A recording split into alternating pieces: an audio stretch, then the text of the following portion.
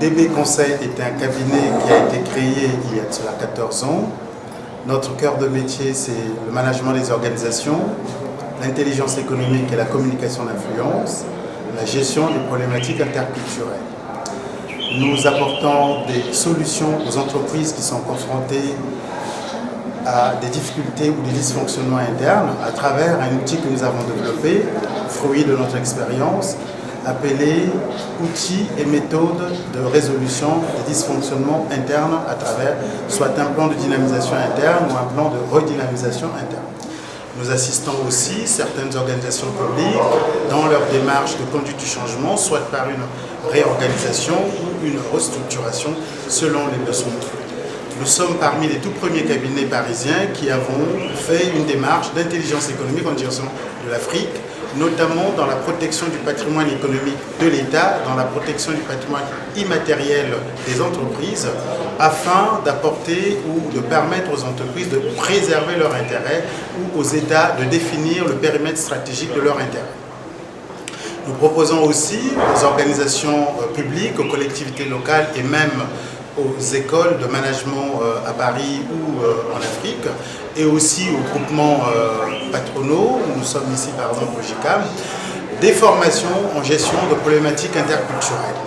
Ces formations ont pour objectif de permettre aux différents cadres, dans le cadre des négociations, des communications ou dans le cadre de la gestion de leurs intérêts à l'international ou même à l'intérieur de leur structure, de mettre en place des passerelles de communication interpersonnelle entre les équipes de plus en plus pluriethniques ou plurinationales. Nous pouvons nous revendiquer d'avoir une certaine expérience internationale actuellement qui nous permet de proposer des solutions adaptées dans le cadre de l'accompagnement à l'international pour les entreprises françaises, belges ou européennes. Nous travaillons aussi avec des partenaires. Nous sommes membres de la Chambre de commerce, nous sommes membres de certains groupements patronaux et nous avons en notre sein 19 consultants. À ce jour, nous sommes le premier réseau de compétences professionnelles franco-africaines et nous sommes installés à Paris. Nous avons une antenne au Congo-Brazzaville, nous avons une autre que nous sommes en train d'ouvrir à Kinshasa et la prochaine ouverture aura lieu à Douala.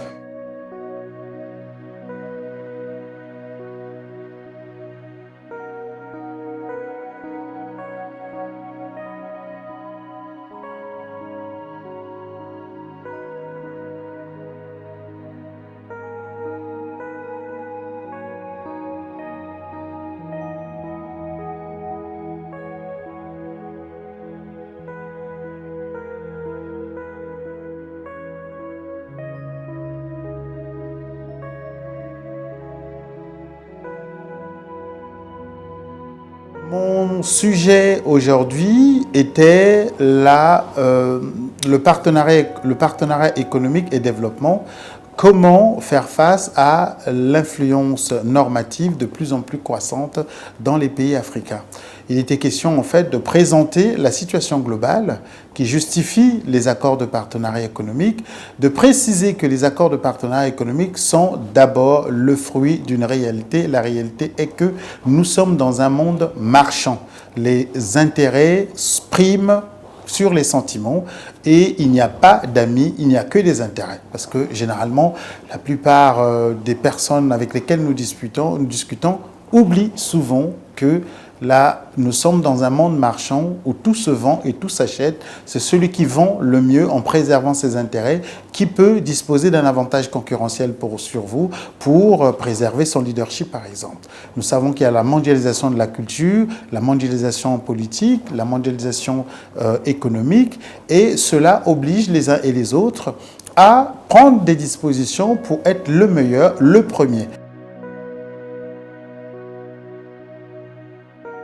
La difficulté des pays africains est que, généralement, ils ne sont pas à l'origine des situations où ils ne sont pas capables, peut-être pas capables, mais ne disposent pas des compétences et des connaissances suffisantes pour disposer d'un avantage par rapport à l'autre, notamment en ce qui concerne la connaissance.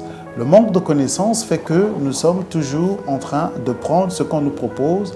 Nous ne disposons pas quelquefois de compétences internes ou de ressources nous permettant de mieux négocier et ça crée souvent des situations douloureuses. pour mémoire, ceux qui l'ont connu, ou ceux qui ont connu cette situation, c'était le plan d'ajustement structurel. Quand c'est arrivé, tout le monde a sauté au plafond en disant c'est la panacée, c'est les solutions. Mais on s'est vite rendu compte que c'était des essais du FMI dans certains territoires pour pouvoir appliquer chez eux-mêmes la déréglementation avec moins de casse, etc. Donc, nous venons dire qu'il est temps de faire attention. Faisons attention, n'acceptons pas ce qu'on nous propose sans comprendre.